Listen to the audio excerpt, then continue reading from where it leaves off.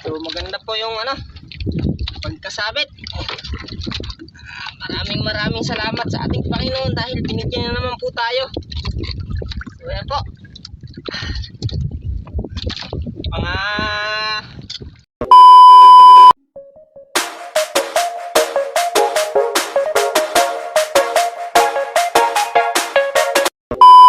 mga kasubok, isang mapagpalang araw at good morning po sa inyo lahat. So nandito po tayo sa laot ngayon pang mga will po ng pang-ulam. So pang-ulam lang po ating kakawilin, at kung tayo po ay bigyan ng biyaya ng pambiling bigas, so mas maganda po. So ayan, araw po ngayon ng linggo. So yan po, pasensya na po kayo kung di po ako nakapag-upload ng aking mga video gawa ng nagluluko po ang cellphone ko. So pumalaot ako nakaraang araw, kahapon at ngayon. So ang huli ko po ay ilang piraso lang. So yan po. Dahil medyo sa sobrang init po ay halos wala pong isda. So yan po yung problema namin ngayon, yung suliranin namin ngayon na aming nararanasan sa panahon ngayon. So yun po yung nagiging dahilan. So ayan po mga kasubok, mangangawil po ako ngayon ng pamain at subukan ko pong mag-arya ng pataw-pataw. So yan po, happy Sunday po sa inyo lahat at maraming salamat po sa inyong panonood ng aking mga video. So ayan po, isang mapagpalang araw po sa inyong lahat, lalong-lalo na po sa mga solid supporters ko po dyan at sa aking mga silent supporters po. So ayan po, mapagpalang araw at yan update ko kayo mamaya kapag ako ay naka-arya na po ng pataw-pataw. So ayan po, pasikat pa lang po ang araw. Napapansin nyo, ang oras pa lang natin ay pa lang po, 5:47 ng umaga. So susubok po ako mga wel.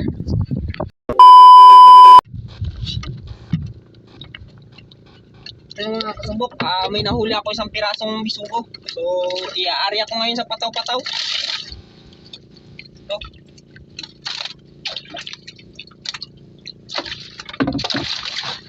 I-aarya ko agad.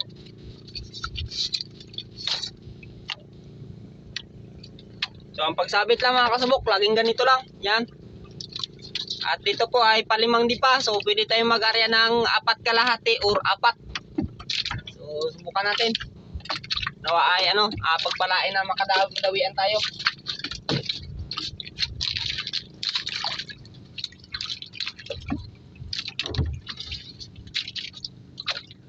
Yan. Subukan natin. So ayan, total papunta naman ang laot ang so sinagad ko na lang po. Yan.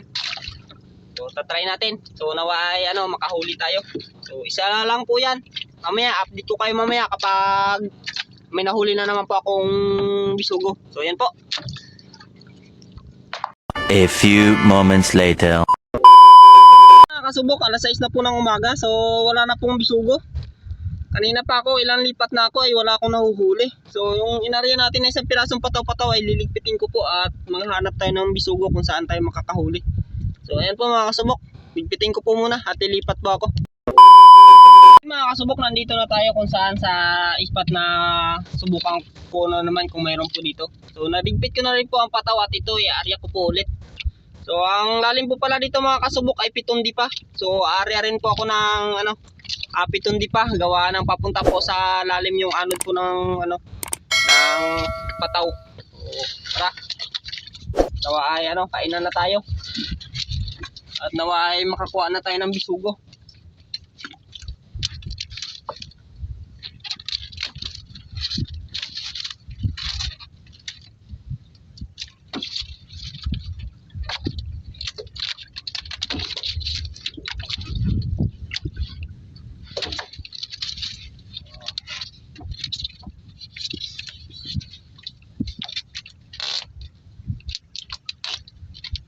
So ayan po, na-area na natin.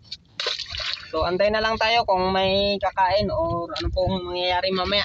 So update ko po kayo mamaya mga kasubok, mga will pa. 1 hour later.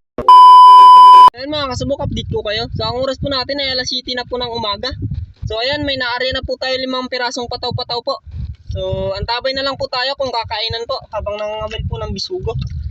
So ganun pa rin po, napakahirap pa rin po ng ating pamain. So ayan, kaya po isa sa dahilan ko ay hindi na po ako nakakapag-upload gawa na hindi po ako pangawil ng maayos. So ayan po, Nung nakaraan po ay nakita nyo, isa lang aking huli. So tapos nangawil ako, may galunggong akong pamain. So nakakuha po ako ng talakitok. Pagtapos po nun ay wala na po dahil wala na rin pong bintang galunggong po. So yun po yung naging wala akong pamain po talaga. So ayan po, susubukan ko ngayon mag-ipon ng bisugo kung may mahuli po ako. At kung sakali man hindi ko maarya, bukas po. So ayan po, balikan ko lang po kayo mamaya. Ayun mga kasubok, may kinain na pataw-pataw. So isang piraso. So tara, puntahan po natin saglit lang. Ay ayos ko lang yung yung cam.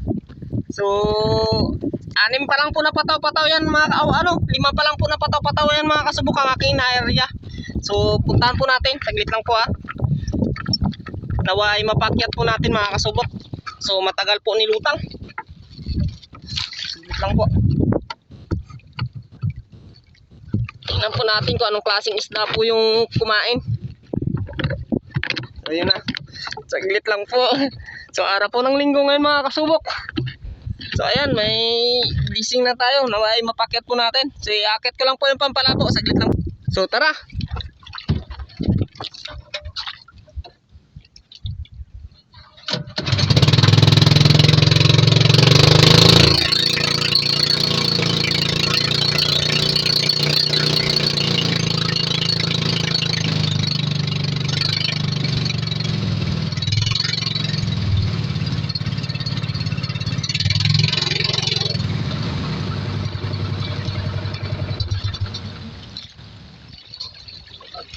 Yan po mga kasubok.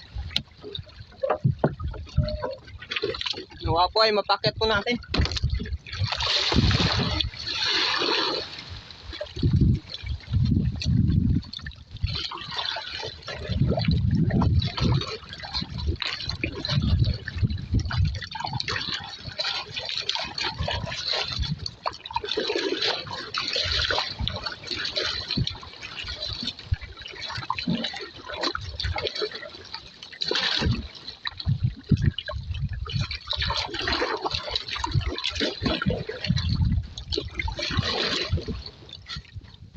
Dito po.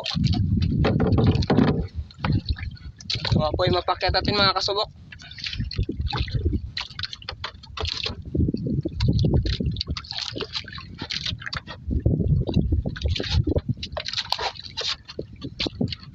Alakas po ng agos. Oh, ito na laglag.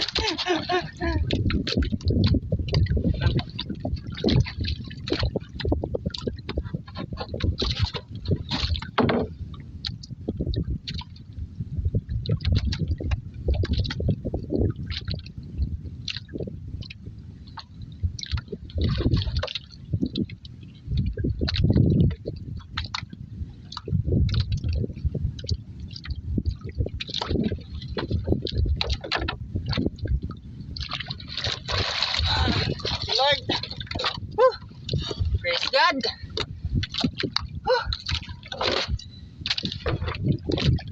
So maganda po yung pagkasabit. Maraming salamat sa ating Panginoon dahil binigyan na naman po tayo. So ayan po.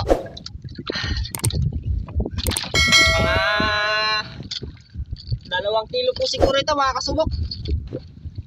So ayan, may isa na po tayo. Ang oras po natin ay 7:37 pa lang po ng umaga.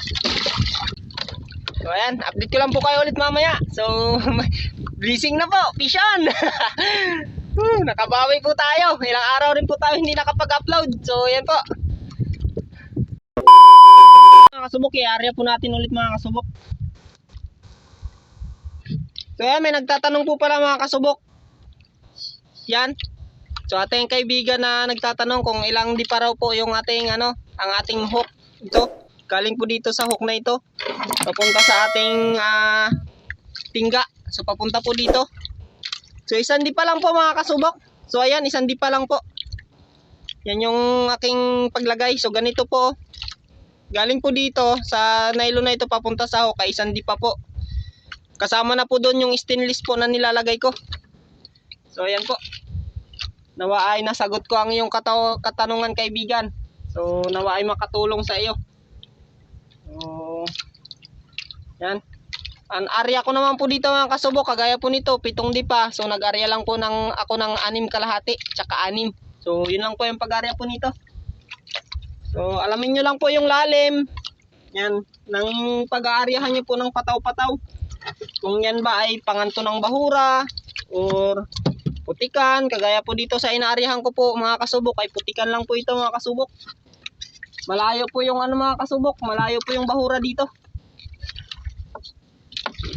So ito area ko po ulit.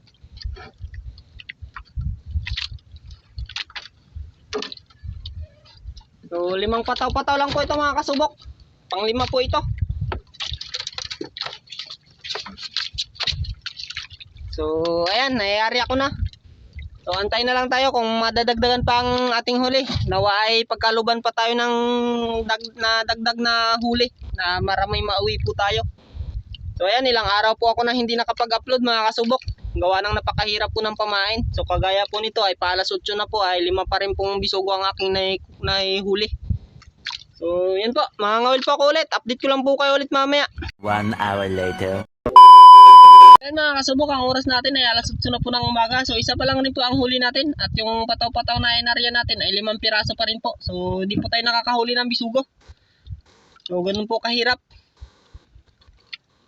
So yan, babalikan ko lang po kayo mamaya. Na po ng umaga mga kasubok. At ayan, nag-umpisa na pong humangin. So antay na lang tayo ng mga ilang minuto pa kung kakayanin pa. Mga 30 or 1 hours po. So subukan po natin. Antay-antay lang po tayo habang nangangawil po tayo ng bisugo dahil nag-uumpisa na po yung hangin. Mga kasubok, ang oras po natin ay 9:20 na po ng umaga. So wala pa rin pong kumain ulit sa ating pataw-pataw. So sa may mga katanungan na gustong malaman kung paano to ang aking ginagamit, at sa mga nagre-request naman, gagaya po ng ating kasubok na nag-request. So siya nagre-request kung paano gawin yung aking pataw-pataw. So hindi ko pa po magawa ngayon yan, gawa ng ang aking ang aking in-order na box ay wala pa po. So wala rin po akong pambili ng bagong box para gawin pong pataw-pataw. So yun po yung nagiging problema. So pasensya na po kayo, huwag kayong mag-alala, gagawaan ko po yan ng video kung paano po ginagawa yung aking pataw-pataw. So mahaba po ito ang aking pataw-pataw mga kasubok. So kung nakikita nyo, simula po sa dulo, yan sa dulo hanggang kilikili ko po yan. So nakikita nyo po, napakahaba po nito. At ito po ay may stick sa loob. So yan mga kasubok, update ko lang po kayo mamaya pagtapos ko po ligpit, at gagawa po ako ng video about sa pataw-pataw po. So yan po. Maraming salamat po sa inyong panunod. A few moments later. Mga kasubok, nandito na nga po pala ako sa tabi. Dahil na nagmamadali ako at naabutan ako ng hangin. So hindi ko na kunan ng video ang pagligpit ko ng pataw. So ayan, kararating ko lang at medyo malakas na yung hangin. So ayan, nakita niyo yung punong kahoy, medyo malakas na. So yun nga po, isa lang po ang huli natin. At ayun isang piraso lang. So ayan, dito ako sa daungan. So update ko kayo mamaya kung ilang kilo po mga kasubok. So yan po. So ayan mga kasubok, nandito na ako sa bahay at kararating ko lang. So ito ang huli natin, isang piraso lang. So at may ilang pirasong bisugo. So titimbangin natin to at bibili tayo ng ice para mai-ice natin dahil mamaya pa yung buyer nito mga kasubok. So tara, timbangin po natin. Pero mo ko timbangan. So titimbangin ko yung yung aking huli. Saglit lang.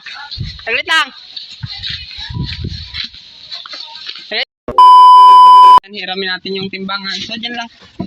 Tapos ice tol, dalawa. Mamaya nang bayad pag nila. Pati timbangin natin. So ayan, 0-0. So 2 kilos po mga kasubok. So ayan, saktong-sakto 2 kilos. So pasalamatan po natin yan sa ating Panginoon dahil po tayo, pinagpala na naman tayo. So utang ako ng ice para mamaya na yung bayad pag nabili na ito.